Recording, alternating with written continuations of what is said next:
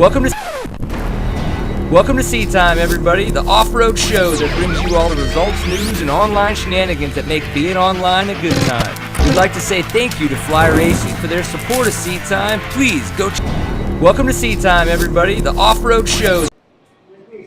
Welcome to Sea Time, everybody. Brian Pierce here, episode 72. So, as you may have noticed with the little introduction, we've been pushing buttons and we've been figuring things out, but we've been having a good time doing it, and we're doing it here for you, like I said on episode 72. So, one of the things that we just found out at the end of January is that the Big Sky XC, well, middle of January is when we found out that the Big Sky XC was getting canceled, and then very quickly after the fact, before I think it even settled in most people's minds what that meant with that race getting canceled, the way people were talking about it, is that the race was back. But the race was back in a different way. The AMA stepped in, and the guys Joe Miller and Jamey Kabisch, we're going to figure out if I pronounced that correctly in a minute. Maybe it's Kabisch, maybe it's Kabisha. I don't know. We're going to find out. They stepped in, and they really did some awesome things for the sport, for the race, for the Big Sky Resort up there in Montana, where the race is going to be held. So it is now an amateur national off-road championship event. So the exact same thing that you would see at Loretta Lynn's for the motocross side of things, and if you were to do dirt tracks over in the western side, that's what this is going to be for the off-road world. So we're going to talk with those guys tonight, Joe Miller and Jamey. Last name to be pronounced. How is it? Kabisch. Kabisch. You can call him the Kabisch. Kabisch. We'll call him the Kabisch. And the Kabisch, we'll figure out a little bit about everything that they had to do to get that going tonight. They are actually in the bar right now at Big Sky Resort. So if you're thinking, oh, I'm a parent, I want to bring my kids, and you want to figure out if it's a good time or not, pay attention to how much fun these guys have on the internet tonight, because that could be you in the near future come August. So, Joe, you're the one who's in the bar right now. Jamie's at his son's game. We're trying to figure all that out, but it's going to happen. We want to know, how is your evening going, kind sir? It's going great. You can't have a bad evening if you're hanging out at one of the establishments up here at Big Sky Resort. Sitting right now in the Carabiner, which is in the Summit Hotel. Beautiful place. I think actually we're in the middle of the Big Sky Bluegrass Festival, and there's a band going on, I think, in an hour and a half. So it's a good place, having a good time. I like it. So what you're telling me is we have about an hour limit. And you can stay on as long as you want and listen to the music if you want. Unfortunately, we might get sued for some kind of copyright infringement because, I don't have license to do anything. Actually, it's quite unfortunate. I just use the internet as a medium to try to screw with people. I don't think that's the way it works with bluegrass. Yeah, that's true. Bluegrass, they're like, whatever. Listen to our music, have fun, drink a beer, goof off, maybe go dance with a lady or a man, whatever your preference might be. Okay, so what did you have for dinner? I saw you eating some little buffalo wings there or something like that. What was the deal? Any special sauce?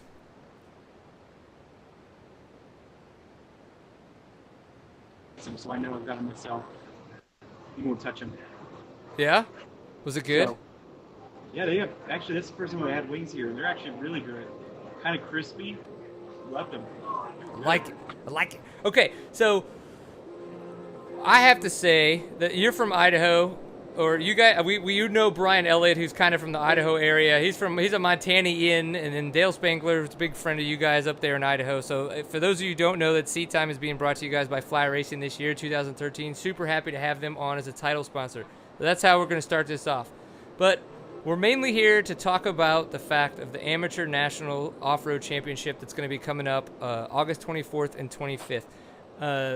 So if you could, maybe give us a little bit of a lead-in onto kind of how all that came about, that the race was canceled and then you guys had to save the race. Okay. It was an odd month, I'll tell you that. We knew that we had an insurance claim months ago, but it was pretty minor, so we just didn't really pay much attention to it. And about 2 weeks ago, we found out that our insurance policy had denied the claim, and that kind of started some conversations with the resort. They weren't happy with that, and so they just determined that if our insurance policy wasn't going to pay for it, we needed to end the event. So that's how it all started. And that was a Friday, and we didn't announce it was canceled until Wednesday. We had some conversations between then and Wednesday, trying to patch things up, trying to talk with our insurance company to figure stuff out. Canceled it on a Wednesday. Got a call on Friday of that same week with from the resort saying, sorry, we want this thing to happen, and got it back on. In the background, we had the AMA working a lot. I mean, honestly, I didn't do anything. I threw my hands up in the air and said the event was over. And the AMA they were our cheerleaders, and kind of a lot of emails, phone calls, just saying, don't give up, we're working on this. And so they were doing a lot of work in the background to make sure that we had the right insurance policy, that we could assure the resort that what we had was the appropriate type of policy. And so in my mind, I think the AMA, they're the ones that did the heavy lifting behind the scenes. I couldn't even tell you all the things that went on, but if it wasn't for Chuck Weir and the AMA, we wouldn't be online with you right now. So pretty excited about that. Yeah, no, for sure. It's kind of funny because I had emailed Chuck when all this was kind of going on, saying, when I immediately got the press release about the national championship coming and, essentially Big Sky being back, I was like, Chuck, I need to know what's going on. I want to talk with you. We need to be on Seat Time. We need to, figure all this stuff. We want to know. I want to tell people about this. And he was like, Joe Miller, Jamey the Kabisch, those are the guys. Those are the guys you need to talk to. And I was like, all right, well then that's what's going to happen. So those are the guys we're going to talk to. So that's how, for you kind of wondering, how we kind of got in touch with Joe and Jamey. That's how we got in touch with them, was through Chuck Weir. And he had a lot of good things to say about these guys. I yet to think that that's true, but we're going to keep figuring it out. One question though, I noticed that you have a nice little beverage there. So what are you drinking tonight? I'm drinking a Bozone Hefeweizen. It's a local beer, college town just north of here, Bozeman, Montana. Super cool town, and so I should be we have a brewery here in Big Sky. I actually should be representing them, Lone Peak Brewery. If she comes back here, I'm going to get a Lone Peak Brewery beer, probably an IPA. Nice, man. You don't know this, everybody else does, unfortunately, but I can't have beer anymore, so I'm having a Tito's and pomegranate juice kind of concoction here. But the fun thing is that it's in my Seat Time glass. You see this? Do you have one of these Seat Time pint glasses? Mine's blank. So no, yours is completely worthless, because it's definitely not cool. But we'll have to get. What's that? You figured that out awfully quick in the interview. Well, no, yeah, I did, but no, I don't think so. I don't think so. It's okay. Well, when your waitress comes back, we'll definitely have to make sure that you get yourself that IPA. And if possible, we'd love to have her on. We like talking to random people and finding out new information. So, whenever that's possible. I think she's a little creeped out by this. She's been avoiding me. I think she thinks I'm like online dating or something. Well, I've been trying to wave her down for a while. I don't want to distract you from the actual situation, but I did log in with my Match.com account. So. Is that not what this is? No, it's cool. Okay, good. We'll fake it for a little bit longer, just like you always do when you're dating somebody online. She just took off again. Ah. I can't even get eye contact now. The best Tuesday night in Montana ever. I like it. Okay, so give us a little bit about your background, though. Okay, so it sounds like you've been involved with the Big Sky Resort for a long time. So give us some backstory a little bit on the Big Sky cross country race that's been going on there for the past 4 years. Okay. I haven't been here for a long time. I'm actually from Iowa. Moved out here after college. So I've been out here for a little bit over a decade now. And moved out here to work in the resort. Wanted to be a ski bum for a little while. Didn't want to get a real job quite yet. And had actually, when I moved out here, I had nothing. I wasn't involved with dirt biking. I quit racing motorcycles when I was in high school. Had gotten hurt so many times. Went to college. Had quit altogether. Came out here to snowboard, and ended up getting a real job. Now I'm a banker, and had met Jamey the Kabisch through banking, and one day he just asked me if I wanted to borrow one of his bikes. We went out for a trail ride, got hooked, went and bought a new bike. I don't know, that was 6-7 years ago. And at some point, between then and now, the resort had approached Jamey about, want to get you in on these guys want to get you in on the show. What is it? It's an online show. They can't see you though. You gotta come in with. I don't want to be on it. I'll move the camera then. Yes. Come on. Just right here. I promise I'm in Texas. I won't touch. We're from Plano, Texas. Hey. Hi guys. What's going on? She can't hear me though, can she? She cannot hear you. But That's okay. I won't tell her what you're saying. Yes. Could I have a Rome Creek IPA? IPA. There you go. I got the IPA. There you go. She's They're cute. Good strong. job. I'm married, and my wife's probably watching. That's well. She's still cute. I mean, that's my wife's upstairs. She's probably in the bathtub, but I'm still, That's what happens when I'm drinking, and on the internet. My wife goes into the bathtub. So who knows what your wife's doing right now, right? That's true. So I mean, it's okay. It's okay. Everybody's gonna know now, so might as well go with it. We'll just play it up. It's the IPA's fault. No, it's not. You were sober. I saw your first beer and the wings that you ate. It's not. Nice. It's not fun for anybody. Okay, so you got back into riding because of the Kabisch. Kabisch. Kabisch unfortunately got me back into biking. Oh, I say fortunately, because I love riding bikes around here. I grew up riding motocross and quit that. Loved trail riding around Montana. Anyway, so we have the Great Recession in 2007, 2008. Yeah. And I'm no mathematician, but I'll go with that. Okay, perfect. And resorts looking for different ways to grow business, especially in the summer. We've got winter pretty much licked as far as right. So one of the guys in either marketing or PR had contacted Jamey and said, "Hey, what do you think it would be like to put on a motorcycle race at the resort?" So Jamey contacted me. We put together a proposal. Shortly afterwards, they told us that was crazy and nice way to go to hell. And so we moved on, rode bikes, had fun, and then I don't know. It had to have been six to 9 months later. They called us back and said they were reconsidering. And so we put together a proposal for a race in 2009.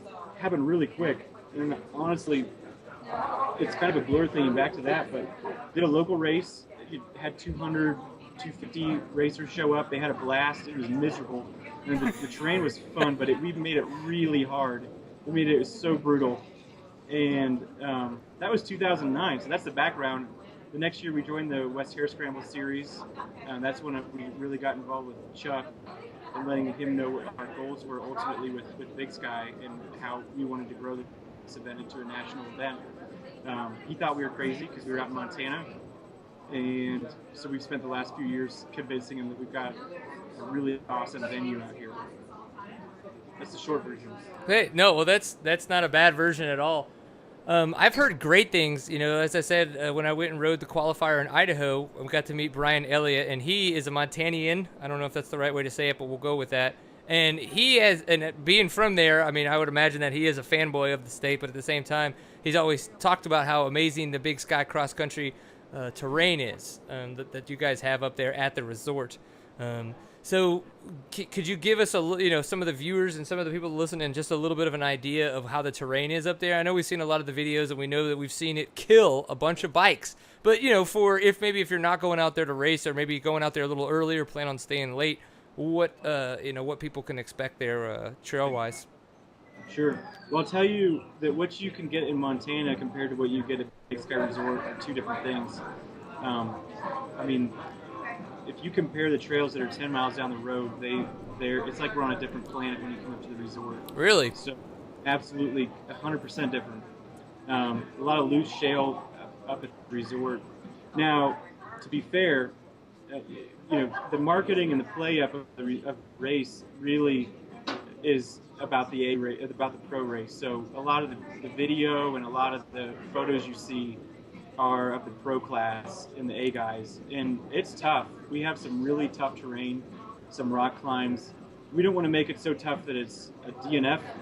Everybody's going to DNF except for 2 guys. It's our mission. But we work people pretty hard in the pro class because everybody else is out having fun watching them. So we might as well do it to their expense, right? Absolutely. Nobody needs to actually have a water pump that works. Our goal is to make it fun for everybody but the pro guys, and for them, we want to make them work for it. Well, yeah, it's their job, and you guys have an amazing pro purse. So, I mean, yeah, no, I totally agree with that. If you're going to have a race with us rocks, make it rocky. Yeah, absolutely. It's rocky everywhere, but we have 5 courses. So we have a 50cc class course. We have a 65 and 85 junior course. We have a youth, so that's 85 senior and super mini and girls. And that's the same course that the C classes go on. And then we have a B course. We call it, we reference them based off of this, we're a ski resort. So the youth kids race on the green circle. That's the easy ski terrain. The B guys ride on the blue squares, and the pro/A guys are on the black diamonds. Okay. And we do our best to try to keep it within that range. So the B guys usually come off the course when they're exhausted, but they almost always say they had a blast. They love it. B course is the best one.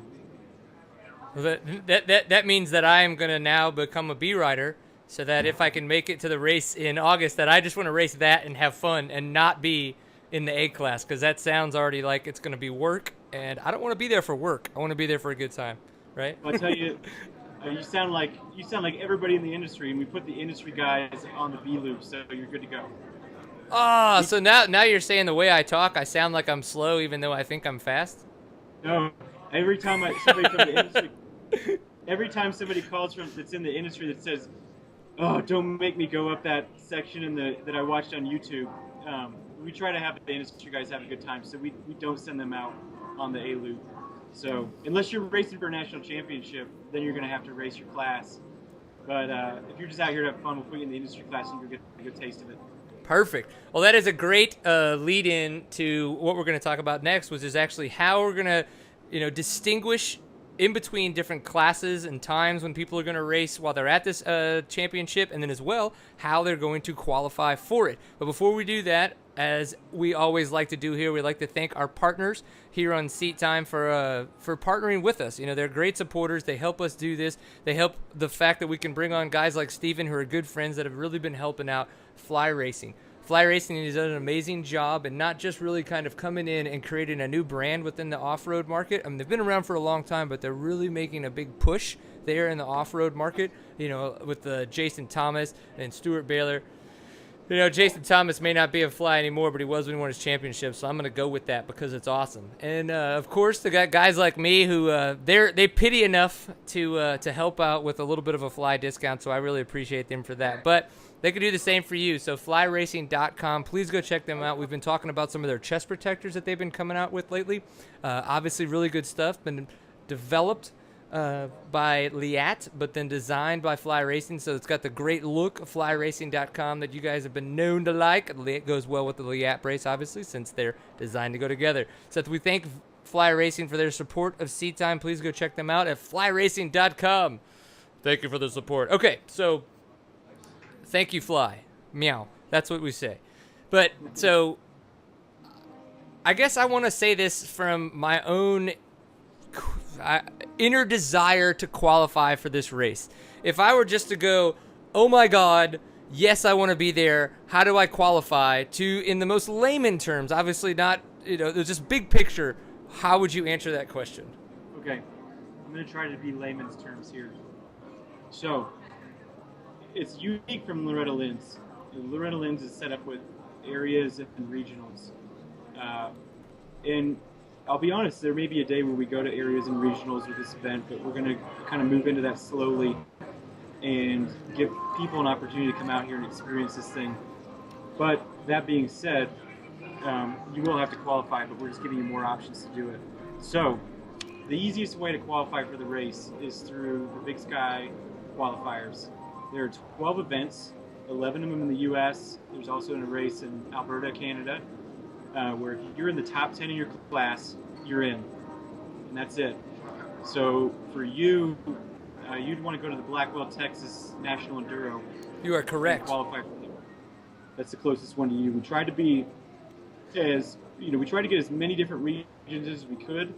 Of course, they are AMA sanctioned events. We're an AMA national championship, so that excludes some series on both sides of the country. But I think we picked some really great locations. We've got a West Hare Scrambles, we've got an East Hare Scrambles, we've got a Big Six Grand Prix, Enduros, a West Coast Enduro. We've got a race here in Montana, Millville. That's a phenomenal place to ride. So I think we've got a good mix of different places that you can go to qualify and be in the top 10. Now, if you can't make it to those, but you're involved in a lot of the AMA series, Right. all the AMA, the major AMA national series are qualifier series. So if you are in the top 10 in your series, if you finish in the top 10 in 2012, or if you're in the top 10 of your class as of July 15th in 2013, you're in. So those are your ways to qualify. Now, I'll give you the cheater, but it's not a very reliable one. This year, we are allowing 150 riders to enter without qualifying.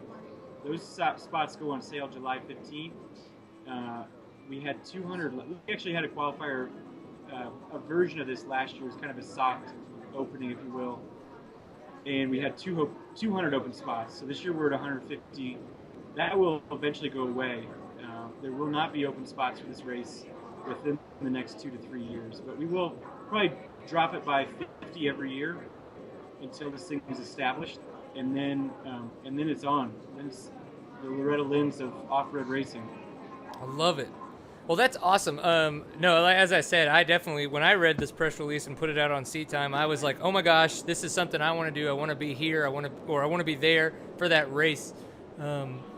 And so I was like, immediately, where do I go to qualify if I'm going to be, try to do this? And of course, as you mentioned, there's the Blackwell Enduro coming up. It's as we know in Texas, at the Concho Enduro, and it is. I think it's coming up in March, like the 20th, in the 20s. But so here's where it gets a little weird, and I want to know what your advice is on this. So technically in TSEC, I'm a AA rider, but I am not a AA rider when it comes to the national series. So typically I would then just register for one of their A classes, which would be like the 30 plus A class. And I would think as well that if I go to another national event, like what would be this Big Sky XC, I would probably not be competitive in the AA class. That would be at a national level beyond my regional ability.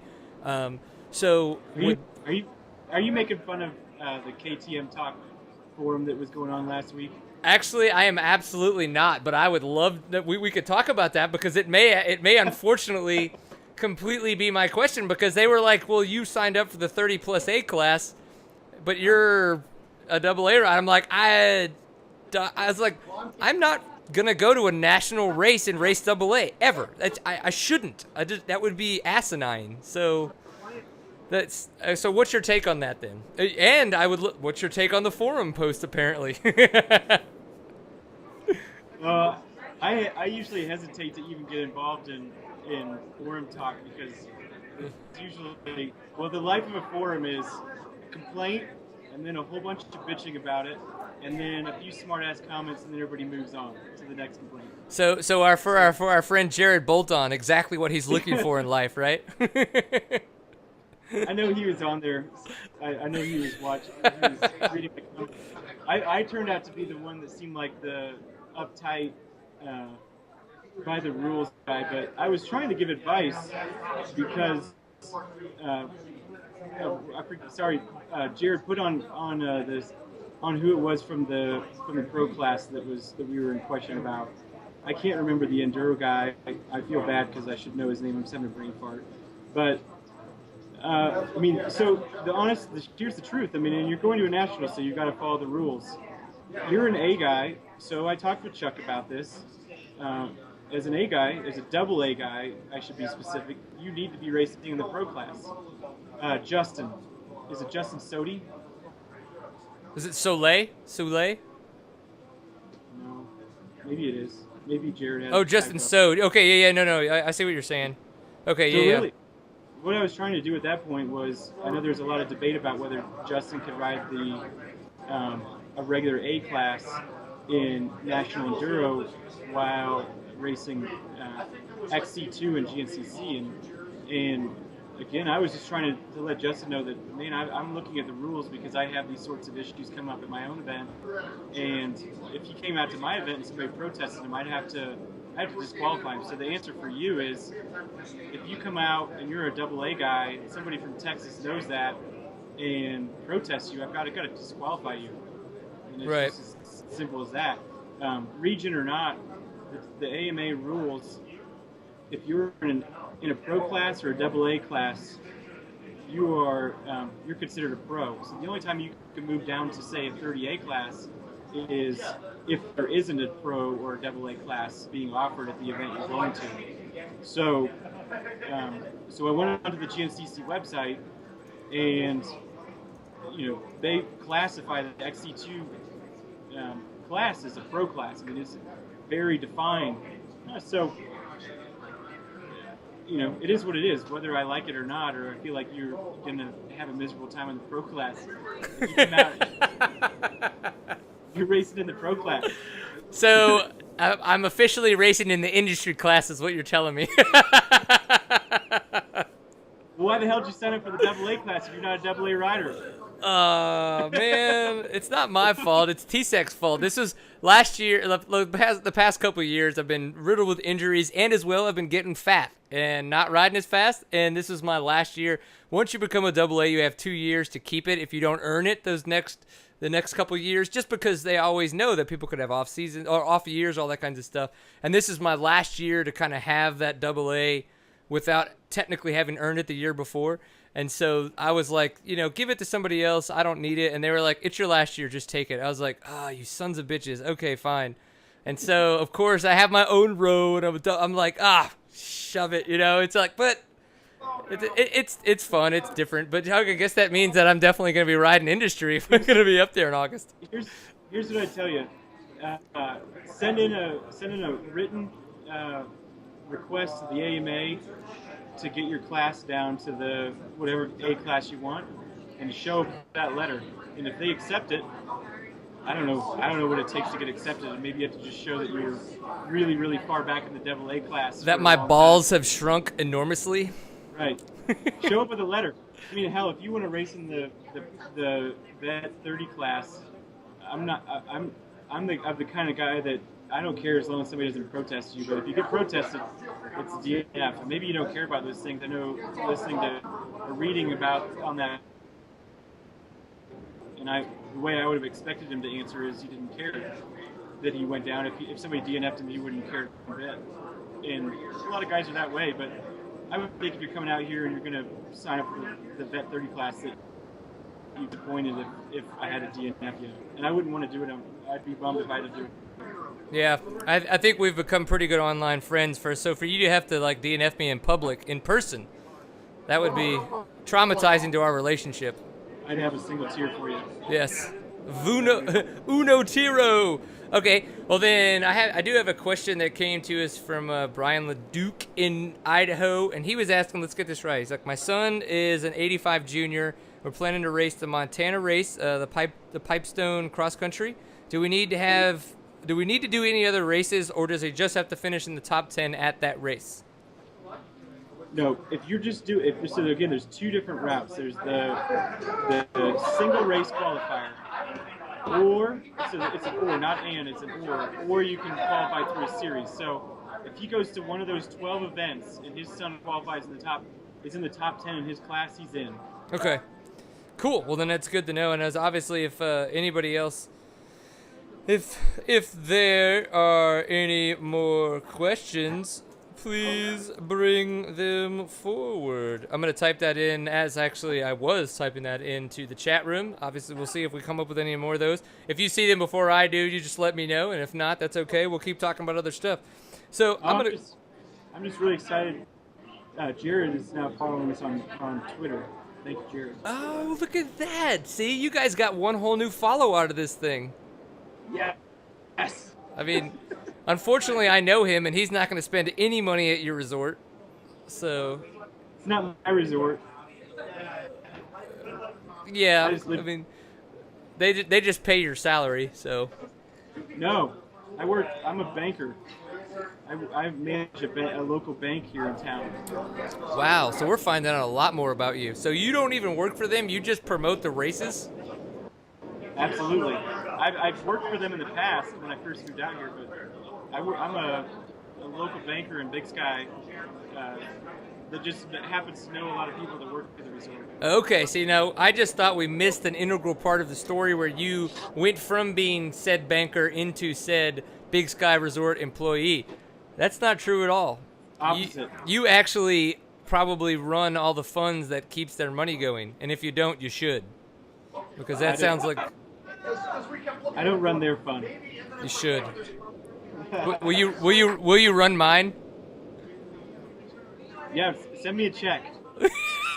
We'll get this going. We'll get it going. I'll have fun. Damn it! I'll have fun trying to get up there to the north while you spend all my damn money. It's cool. Yeah, is it? Would be.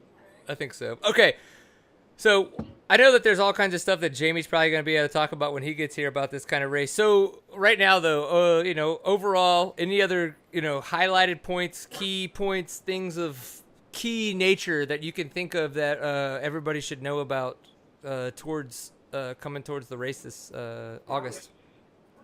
We have nature here. There's nature here. What is, come on, leave me in a question. What kind of stuff do you want to know about the area or about the race?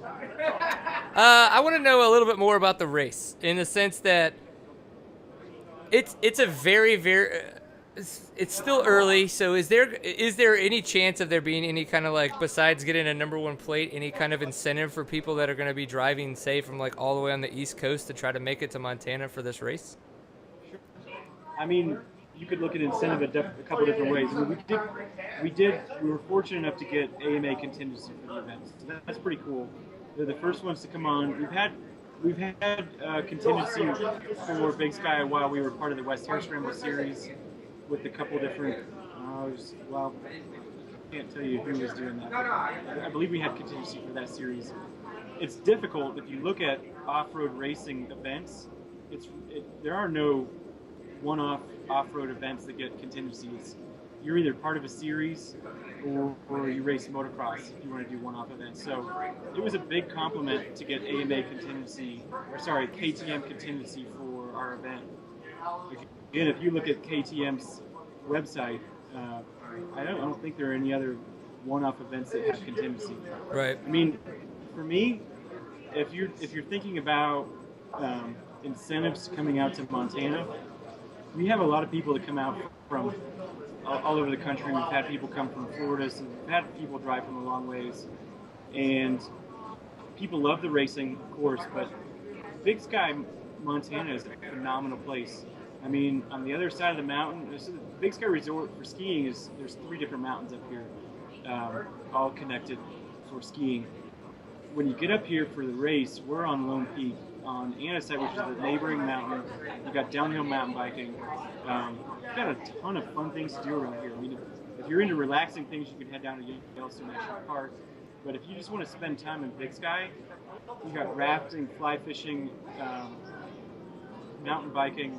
You've got shopping, restaurants, hotels, swimming pools. It's just a fun place to go with the family. So what I've learned, and the reason why we were bold enough to ask the AMA to put this event out in Montana, which requires people to drive quite a ways to get out here, it's because the people that drove the furthest to come out here would seek us out during the week to tell us how much fun they had here and how much it was worth the drive. And that's really why we've been bugging Chuck and the AMA about putting the event out here, is because we just don't have anybody that comes out here and says, man, that was a waste of my time. Well, no, I mean, you've got me sold. How far away are you guys from Boise, just so I kind of have an idea what that would add to my drive? I don't know. Nobody goes to Boise. That's true. It's true. Yeah, no, yeah. And that's even more out of the middle of nowhere than Montana, I think. I'm sure Brian's watching this. That's why I'm saying it. But we're 8 miles. 8 hours. 9 hours. I don't know. Maybe if.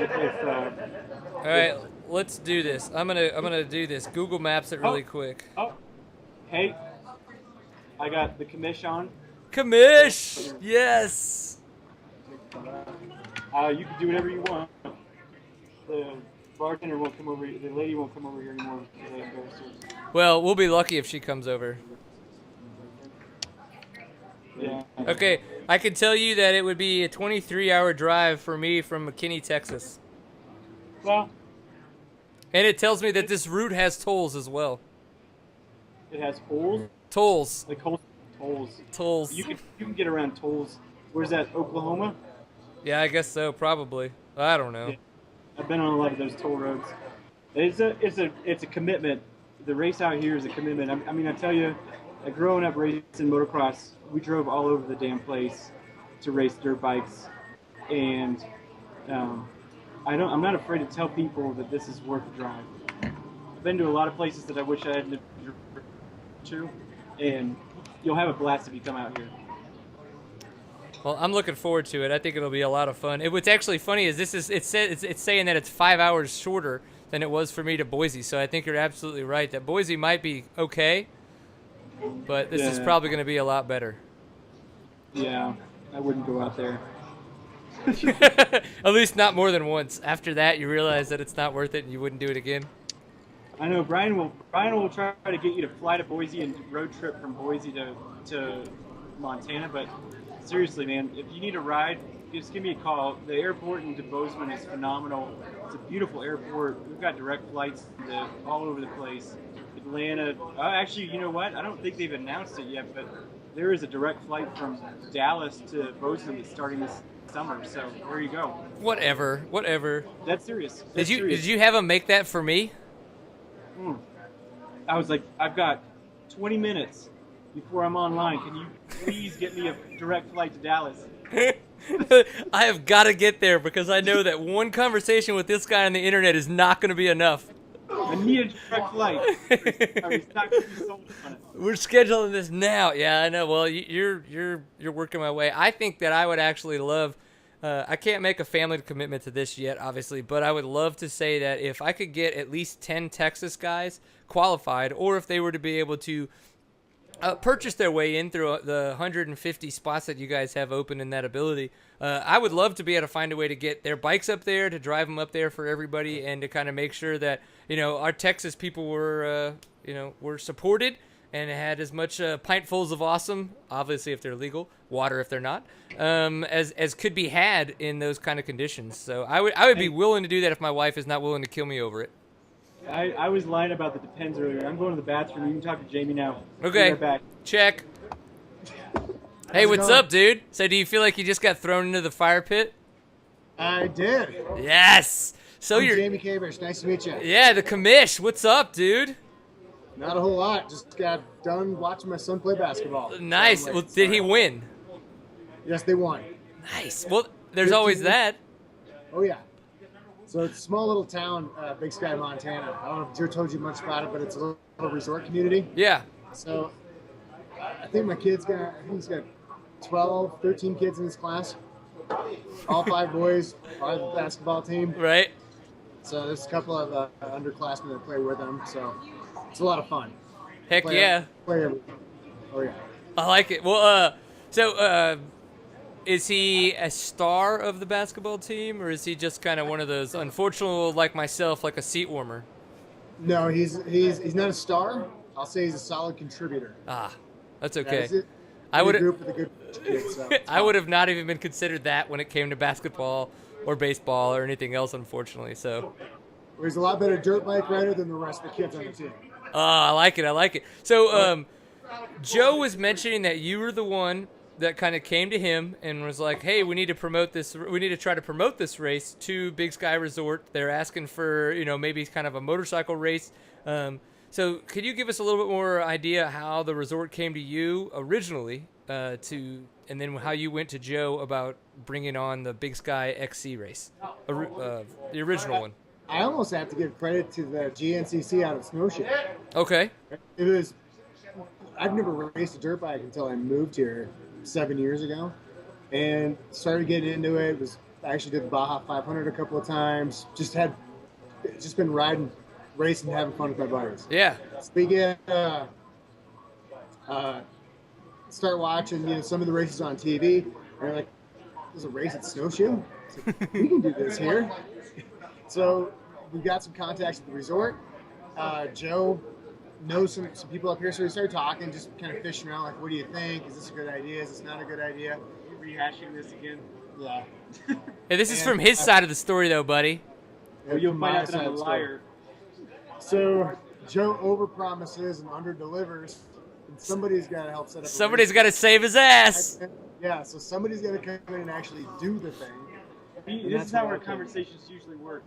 I come up with some crazy idea, and then he looks at me and says, "You're stupid," and then we move on. Yeah. Sometimes we do the idea, sometimes we don't. And 4 beers later, you guys are sold on it, right? If we do the idea, it's because I committed us to the idea with money, and there's no backing out. That's why you shouldn't let him work at a bank. He used to work I at a actually bank. hired him to work at the bank with me. He's got out of the banking business, but I was a smart one and got out. Right? And now you're like, you guys keep having fun with that. Okay. Well, we've done a lot of talking already. Unfortunately, you were at your son's basketball game, so we don't need to rehash the whole thing about a lot of the race. But what is, Jamey, one of the big things that you're looking forward to, either about this race, what this race means, either for Big Sky, for yourself, or just, what has you excited about it? I love it because it's the ultimate family venue. I mean, you can go to a lot of different places. I mean, and have a great time with your family, be camping, whatever it is. But you come out here and your wife will have a great time. She can go to the spa. She can just hang out and watch racing. If she wants to get out of the dust, she can go back up to her hotel room and chill in the air conditioning. There's restaurants here. I mean, the full amenities of a resort are all right here. The kids want to go zip lining after you're done racing. You got a zip line. You got a paintball course. I mean, there's so many different things. Even if you get done racing on Saturday, you get done watching your kids race on Saturday, you can head down the hill and play around the golf with them. I mean, there's a lot of things to do here in Big Sky that a lot of the country, I mean, I'm sure that a lot of people have a lot of the same amenities, but I think that we've got the potential to grow this, so it's going to be that awesome environment for people to come and experience. So for me, it's been about a family experience. I love it when I see a camper pull up or a truck pull up, and it's got 5 people in it, 3 kids, mom, dad, and everybody's racing. They're having a great time. That's why I do it. I mean, that's why I got into racing in the beginning. My daughter races at 50 and at 65. I race, and that's why we do it. Yeah. So this all started because of the family experience for me. I've been less about try to bring out as many pros but I mean that's what makes the race what it is. From that perspective, but I really think like the grassroots part of it are the people that are coming here as a destination. And it's the same reason I went down to be miserable in the Baja 500. It's a destination, and I think we've got a few more amenities than what rural Mexico, the rural Baja Peninsula has. Right. And it looks like we're going to do sweeper. So Jared, you're in. It's a volunteer job. We don't pay. We'll give you beer, and we have plenty of burgers on the grill in the evening. But Jared, you have been officially signed up as a sweeper / course marker, and we don't let people out of that job once they volunteer for it. So Jared, I'm sorry, but it's we beat the hell out of our volunteers. It's not a vacation. Actually, Jared, I'd like you to stay for 2 days after the race. Yeah, then it's a vacation. Because then we go around, we take all the course markings down, we move all the straw bales. It's a great time. We'll take you on some of our favorite local trail rides, but during the event, you're going to hate us. You're going to hate Joe. I'm really funny. I bring you food. I bring water around. I Make don't sure bring everybody's water. got something to do. Joe, he gets everybody started and checks out. Freak out. Man, guys. Man. I don't even know if I want to come anymore. Y'all are starting to scare me. Good. Yeah. I mean, shoot. No. Okay, so before we continue onwards with some of the news that's happened this past week and some of the race results that we're going to talk about, I do have to say thank you very much to another one of our partners over at Seat Time. We do have to say thank you to Squarespace. So squarespace.com/seattime is the URL you can go check these guys out at. This is pretty much the best way to build an exceptional website. They do the hosting and the software. So you guys can go like, oh, I don't know how to buy a domain. I don't know how to actually put this domain on the internet. They do all that for you. You go there, you sign up for the trial, and you put in the discount code SEATTIME1 when you sign up, and that gives you 10% off your first purchase. So it's probably best if you did the yearly or bi-yearly for your bang for your buck. But if you don't, you at least get 10% off your first purchase with the discount code SEATTIME1. So if you're in the market to either have yourself a professional website or build an exceptional website for maybe somebody else, and you don't want them to know that they are building them awesome through Squarespace, squarespace.com/SeatTime.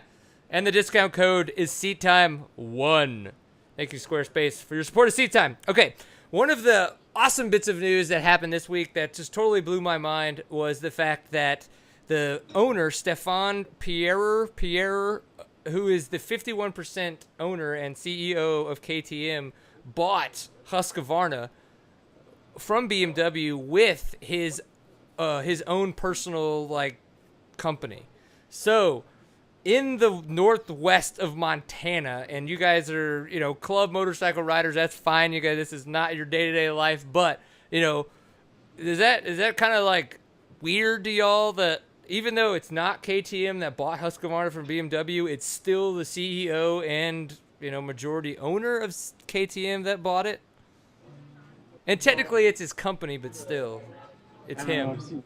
It's him. I've seen a lot of weird shit in business. I don't know. I think it's awesome. I mean, finally, Husqvarna has a platform now to start really legitimately moving forward. Not that BMW wasn't. I mean, they've done an awesome job. Is it Ledbetter? Who's the guy that's been riding the Beamers? The four-strokes have been killing it in Europe on the hard enduros. I can't remember his name off the top of my head. But it's a street bike and a car company. Right. I mean, KTM is a dirt bike company that does some other things as well. So I think that the marriage should be a lot better fit for Husqvarna from my perspective. It'll be interesting to see where the R&D goes. Yeah. And if it ends up kind of being the Husaberg, another kind of Husaberg line for KTM, I think it's exciting. Yeah, no, I agree. I think it's in the States we've had a lot of issues with I know it's kind of a weird way to look at it, but with phone manufacturers, say like companies like Apple and Samsung, companies like that going back and forth, they're suing each other over all these patents and crap like that because they don't want people to have a monopoly on the market. And I think that's where some people were kind of going with this. It's like, oh, well, now they're going to have this big monopoly on the market. But in reality, Husqvarna is, even though bigger in the States, it's definitely not as big as it is in Europe. Because of the fact that they can get parts a lot easier over there, and obviously it's a European brand. So I don't know if the EU is going to have any big issues with this. I haven't really heard anything about that. But I think it's going to be interesting to watch this play out, exactly what you said. KTM did an amazing job since they've owned Husaberg for a very, very long time. But because of the fact that they've done so much work throughout in the past couple of years, really created a pure enduro brand. And you can tell now with Bobbitt and Farringer and Lafferty just on the state side, and Jarvis doing so good, he's now a factory Husaberg rider, that what it could be for Husqvarna is something completely different than I think a lot of people that we have seen before. I don't know, maybe they could even be doing motocross in the States once. Maybe not, but maybe. No, it'll be interesting to see. I mean, just what kind of excitement kind of comes around the brand. Yeah. It's going to depend on what they do with it. And it could be 3 to 4 years out before they're going to be able to shift the direction of the company. Oh yeah, we won't see. Yeah, we. It's just like when Steve Jobs passed away from Apple. You wouldn't really see that for 3 to 4 years. But so we'll see kind of how this goes. But all right, so Taylor Robert, who was with a teammate of Destry Abbott last year and the years previous, they were out of a job at the end of this year. Well, he just announced this year that he has now actually signed a contract with Kawasaki Off-Road, and he will be doing a lot of the enduro crosses, and then as well a lot of the X Games enduro crosses. So they have the 4 around the world going on. Considering the fact that we've seen kind of in the off-road community things start to shrink, But now we've got this big race coming, a national championship for the amateurs, so a way to maybe grow that grassroots program in the off-road world. Do you guys have any kind of insight to news like this where Kawasaki's backing out, but still kind of, they don't want to not support a guy, they just want to keep helping him out, or anything kind of the way the industry's really helped out, or really kind of sucked at being entrepreneurs? Well, I mean, clearly the guy's an asset for Kawasaki, or if they really didn't feel like the off-road industry wasn't going to help them sell bikes, they would have shut the thing down 100%. So, right. Got a guy who is a good ambassador for the sport. He was in the ICE last year. I think this is positive news for us. I mean, you look at motocross and you see teams shutting down, and it's scary all the way across the board. I'm encouraged by it. I'm excited. I really like the fact that his contract's maybe not quite as set in stone as it had been in the past, so that he can come out to a place like Big Sky. From our perspective, I mean, we have a $10,000 pro purse, not because it makes us rich, but because it's really fun to I guess, give that back to the sport. Yeah. So I would love to see our pro purse with sponsorship support. We'd love to see that grow to help guys like Taylor and everybody else that comes out here, encourage them that there is a place for them in off-road racing. They can make a living. And so I thought it was awesome news. I was hoping to hear something like that. It's a shame to have a bunch of really talented guys that were on that Kawasaki team get that news. So I'm excited that they got him back on the team. I think, part of it's life. And we deal with this with motorcycle racing across the board. Right. It's, what have you done for me lately? And I was just reading something yesterday down at our West Yellowstone office, and they had a sled dog race that went through West Yellowstone, Montana. It was a multi-stage, it's like the Tour de France of sled dog racing. Right. Sled dog racing. Almost as big as like the Monster Energy Cup, I'm assuming. Right? So it's sled dog racing. You know what their purse was? What? $100,000. What? Yes. First place, 10 grand. Second place, 9 grand. I mean, they paid down to 30th place. Sled dog racing pulls in $100,000 pro purse. You've got to be kidding me. So, I think we need to start thinking about how it is that we can rebrand ourselves, that we can reach more people that brings in the kind of money that makes this sport as legitimate as it is. Yeah. Because, the racers are putting themselves out there. You look at Destry Abbott's career, or Kirk Castelli, what they've done for the off-road community, what they're making in terms of, what a Ryan Dungey makes, it's ridiculous. I just think that we're missing something as a community, and I'd love to be a part of bridging that gap or doing whatever it takes to get us to that spot, or at least close that gap a little bit. I know we're never going to get there because you can't see the entire course all on a television screen, right? You Yeah. can't do it in a stadium and sell tickets. But there's got to be something that we're missing that helps take this to the next level. And I think I applaud Kawasaki for standing by Taylor and putting him through this year. Yeah. Because we need guys like that are committed to riding. I got an idea for how we're going to get this to the next level. Yeah. We got you from Seat Time, and we also know Tony from Pit Pass Radio. Yep. He knows Tony from Pit Pass Radio. I really We're don't both know from him. Iowa. I want to have a He's cage from match. Iowa. I want to have a cage match. Who am I fighting? I'm gonna Tony. Oh, right. At least you guys aren't fighting this love, really, but Here we it's go. like a cage match out in the middle of the plaza. We could fight with words.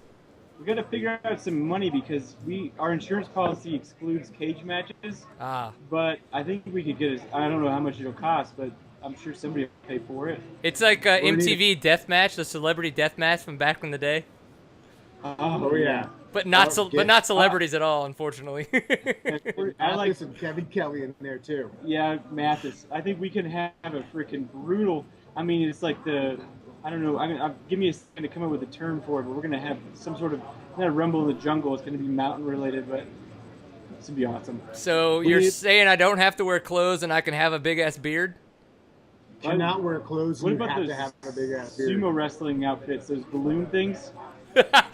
Those are so hard to fight in. Have you ever fought in those things? Dude, you like try to walk and you're like breathing heavy and not like in a good way. Like, whoa. It's to see you're starting to get a glimpse of Jamey's world. I've got a whole set of ideas in my mind already. You've got a lot of ideas. So many things going on. It's It's gonna gonna be freaking awesome. It's I gonna cannot work. wait. There's no way this could lose. I think Yeah. the only thing is that Mathis has the advantage on everybody in any form of physical competition because that man will weigh at least twice as much as I do. I don't know, dude. I think 3 times? Was it more? sometimes quicker is better. I'm definitely wiry. You got to give me that. Like I can move like Yeah, I'll give you that. You're Yeah. wiry. I got some energy. There you go. Just from what I can see over your iPad. And if you're riding on that little green four-wheeler, I've got a pink four-wheeler just like that in my basement. Yeah? Oh. Right to your, yeah. I've got one just like that. I just need to charge up the battery. We could have some cool races. I don't know. But this is it's fun because we haven't figured out even though we're doing this over the internet and we're live, we haven't figured out how to work in like sound noises. There's an actual like professional production term for that. I've been to this world. So right now, I just have this and I push buttons and it makes noises. That works. So that works, man. Don't overcomplicate the situation. Yeah. Well, why hire a producer when you could listen to this guy? You're gonna spend too much money. The thing's gonna be over your head. You're gonna lose your mind. Yeah, you're gonna lose your mind. We don't need that. What we need is we need a little green Yeah. four-wheeler with some little plastic buttons and shit. Yeah. That's what we need. Are you married? I like it. Absolutely, Yeah, I can hear you. Bathtub upstairs. Are you married? Oh, am I? Oh, yes, yes.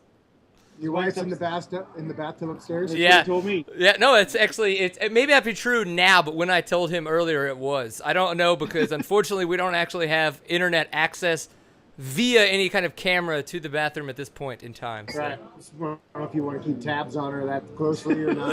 Yeah, I think it'd be kind of grand with your ideas there. The lady in the bathtub may start getting pissed off at you. That's true. I wouldn't do it. I'll That's just the keep one playing thing I with the wouldn't do. green four-wheeler.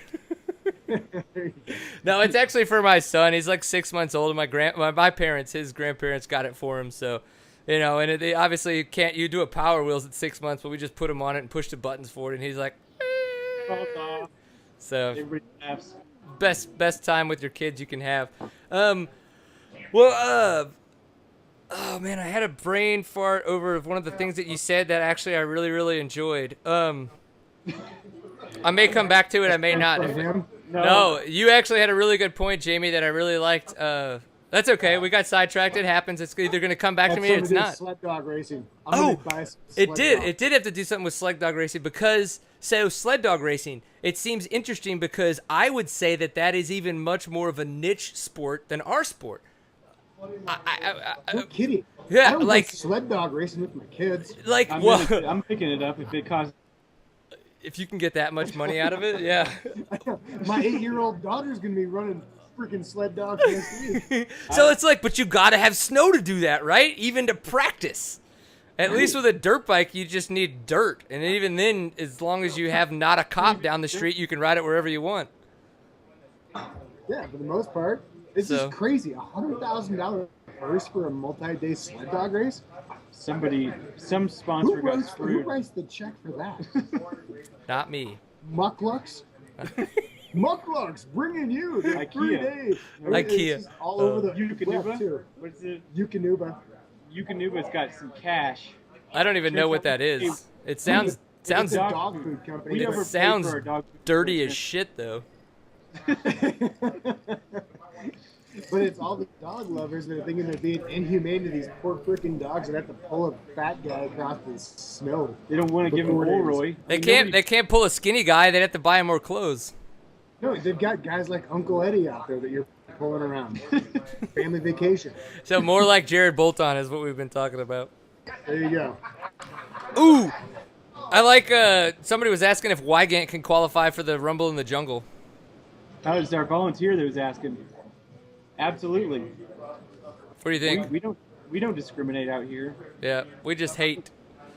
All right. So some of the results that happened this past weekend that I thought were key that I like to talk about that kind of junk was the king of the motos. So obviously California, Lucerne Valley, they had 160 miles, so two 80-mile loops, and Graham Jarvis, who was doing a good job towards the end of the race, winning in front of Cody Webb. Unfortunately, it seemed like what they were saying was that his bib moose and his rear tire just kind of disintegrated, which obviously with that amount of rocks just could happen. And then Cody Webb was able to get around him in that time, hold him off, and come away with the win. So have you guys been paying attention to any of the King of the Motos kind of stuff, or any of the maybe more extreme enduros that have gone on in the States or elsewhere?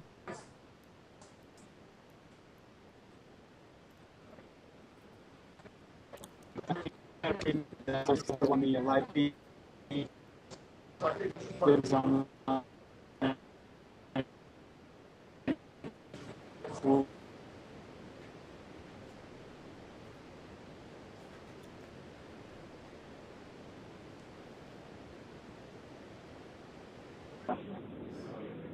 You there? Can you hear me? Yeah, sorry, we were losing you there for a little bit. Well, where did I trail off at? At You lost me at hello. He does a good job riding the dirt bike. Just 5 years into this thing. Yeah, love it. No, I think Cody Webb's phenomenal, and a lot of people probably don't think of him as a hard enduro guy because he's so popular in endurocross, but that guy is solid. And we watched him out here in Big Sky, and he's phenomenal. That guy's he's got the skills. So I was excited to see him win. Out of the event, I didn't get to see very much of it, other than just maybe a couple of spots that they had on their live feed. But I'm a supporter of any event that's out there that's giving away $10,000 to somebody. I think that's awesome.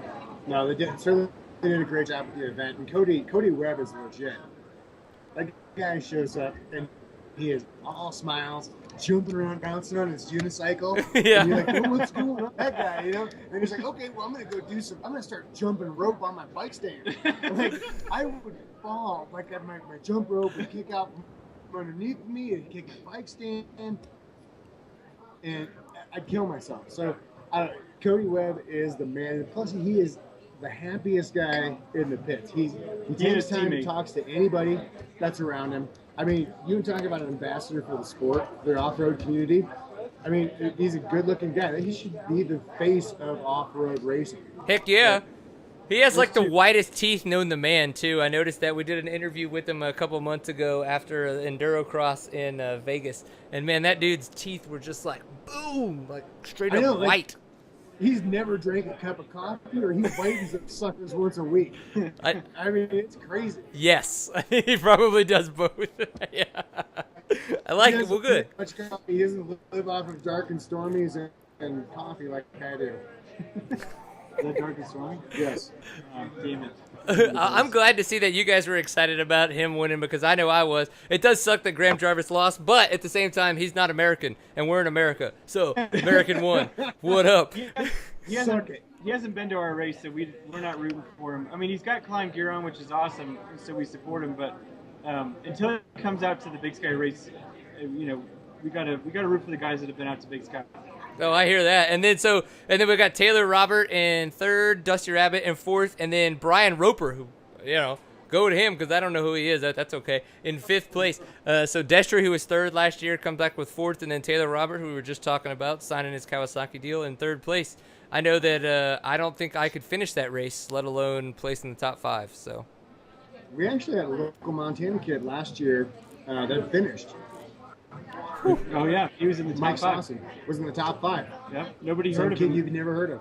Wow. Well, it goes to show that it's like you can kind of get those kind of riders that come out of anywhere I don't know that this is the case with Roper, but if it kind of suits their skills, they can kind of shine unbeknownst to a lot of other people, and maybe that's what we could have happen this summer, right? Some awesome number 1 plates coming out. Yeah, absolutely. I mean, if we proved anything last year with the pro classes, that we've got an even location. I mean, we spent a lot of time convincing some of the GNCC guys that came out to Big Sky that we're an even playing field, and they thought we were full of shit, and they came out, and it was split 5-5 in the top 10 with West and East Coast guys. But we convinced some of those guys to come out. And then on the other hand, you have Brendan Ritzman shows up and just puts the wood down. I mean, Yeah. I've never talked to the guy, heard his name, but he shows up and puts on a clinic. I mean, he's got the whole shot. He's battling with Quigley. He's just came off of an injury, and like this is a race he wanted to come and do, and drove here from California. Holy crap! Yeah, and got second. Put down one hell of a ride. Wibbly was not a. He says I've read it over and over again in interviews that he's had that he's not a rocks guy. He hates rocks. And we're a rocky. There's no way around it. We're not going to try to advertise this as a loamy race course. It's rocky. It's on kind of a mountain. We have the best dirt ever under the rocks. Yeah, it's down there. You just have to get to it. It is a rock glacier. And he was phenomenal out here. And the GNCC guys did great. The West Coast guys did great, and they were evenly matched. It was great. That's our inspiration with this event is the fact that guys from the East Coast can come out here and not feel uncomfortable. Well, it's nice because I think what we do that's a little bit different than some other West Coast races that we try to make a slow race course. So we're getting average lap time or average speeds that are around 20 miles an hour. Right. Even sub 20 miles an hour. And that's what we're shooting for. Is like, well, when we're building a course and when I'm out walking around in the summer and figuring out where this thing's going to go, we're looking at like what is going to make the lap time longer? What's going to slow these guys down? I mean, if I take them through this, snaggle thing, how much more time is this going to add to their lap? So I think those are the attributes that we're looking for, and I think that brings a level playing field kind of from the East Coast to the West Coast, because the East Coast guys are used to having that tighter environment, and the West Coast guys are, I think, more apt at the loose nature of our soil, as well as the terrain and the elevation. I mean, the elevation change freaks people out. Like, I love just hanging out in the parking lot and just having people walk up like, how do you jet your bike for this? I don't know. You just do it and you go and see what happens. I mean, yeah, it sucks up there. It's going to suck down here. I mean, it's 4,000 feet. It's going to be tough. Oh yeah, that's like a whole nother way to look at it. Is that if you're making that kind of elevation change, that when you're baseline, you could jet here, but then once you get to the very top, you're like, well, I could either try to have a lot of power there, or I could have shit power there and get more at the baseline. Like, I don't want to have to think about that. Absolutely. Do you want more power toward the top? I mean, toward the top.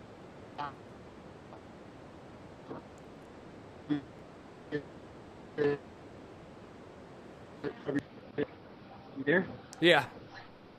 I think you froze up. Yeah.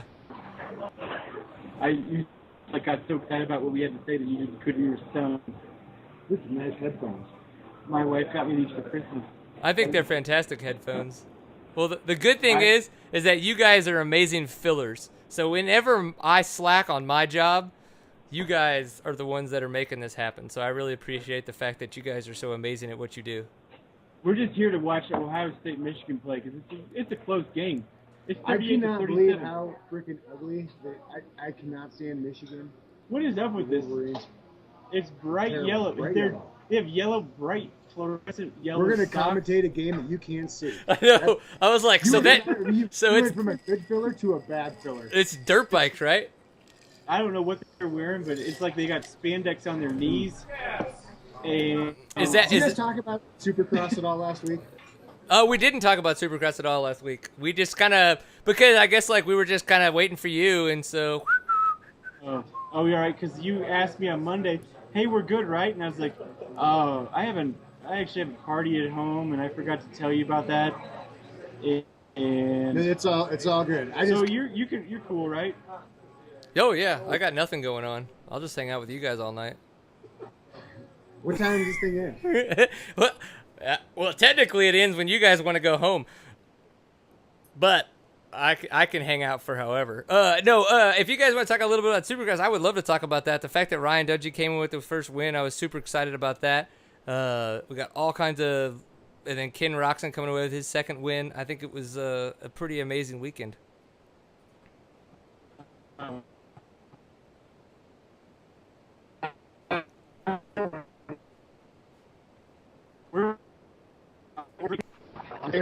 glad to see Ryan jump, the other Ryan, Dungy, step up. And actually, what was the coolest was in the heat race. When he comes up to the line, because I'm all pissed off at my KTM 350 right now. No. He came up to the heat race, and all of a sudden, the gate drops, and he goes, ooh. Yeah, his air shock just totally goes out. Yeah, dude. Like, yeah, that was insane. Was crazy. It's fun to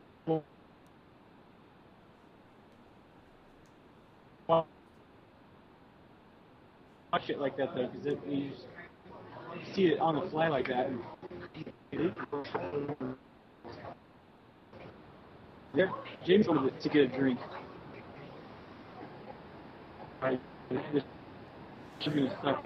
No, I'm trying to make sure that my wife's not watching TV, because if she's watching TV, we're gonna lose internet, and that's just never good for anybody. So we're trying to figure out what's going on there.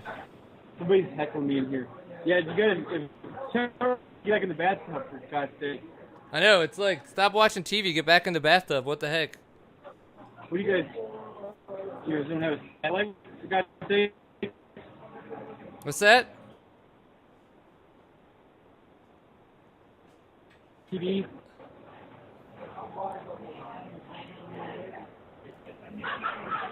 TV. Yeah, I'm not too sure. All right, well, Jamie's going to get another drink really quick, I think. I can see you, but you can't see me. Okay, yeah, we were having some issues with our connection, unfortunately, so we were kind of going in and out there. Yeah, the fact that Ryan Dungy did everything he did on that KTM this past weekend was quite amazing. I don't really know how he could come back from that, but maybe he was just angry and he needs to get angry more often, but that was pretty awesome. And I'm glad that he beat everybody that everybody said he couldn't beat. Whether they're having good seasons, they're injured, they're not, I mean, they're there. F it. Like, you can't take anything away from the guy. He's done it. There it is. So now it's going to be up to everybody just to continue to try to either beat him or he's going to try to beat them, and it's going to be a fantastic season, I think. It's going to be fun. Yes. Yeah. Absolutely. All right. Wicked awesome. Okay, you guys tell us where we can learn more about this race as we come down to August. Any kind of social media crap that you guys have going on where we can learn more about y'all as well. We don't have crap. I don't know what you guys got down there, but we don't have crap here. Awesomeness here. I like it. You can go to bigskyxc.com. We're officially not the Big Sky XC anymore. We're the Big Sky Off-Road National Championship. But we'll continue to maintain bigskyxc.com. You can go to Facebook facebook.com/bigskyxc.com or Twitter. Our handle is bigskyxc. So we have a handle on Twitter. Yeah, the tweeter. The tweeter. We don't have.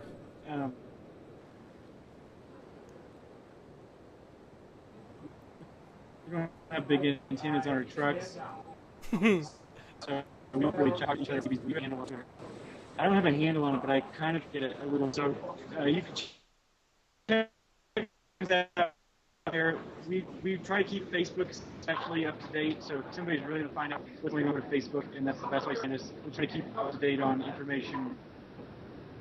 Well, good. On our website as well.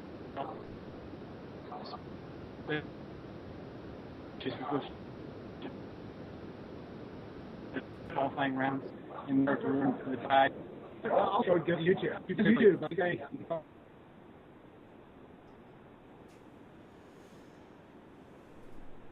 All right, so Big Sky XC on Twitter. You guys can find them facebook.com/Big Sky XC. Obviously, it's not going to be bigskyxc.com anymore.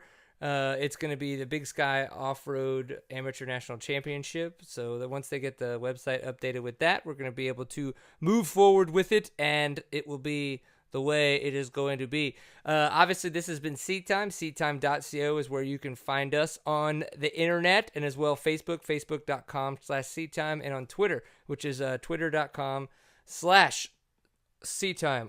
Those are all the places you can find us. Unfortunately, we did just kind of lose a connection. We don't know if it was on our end or their end, but we just wanted to say thank you guys for tuning in. It's been a really fun time. We're obviously going to have this up tomorrow so you guys can watch again, pay attention to some more stuff, and we'll see how it's going to go. I don't really know.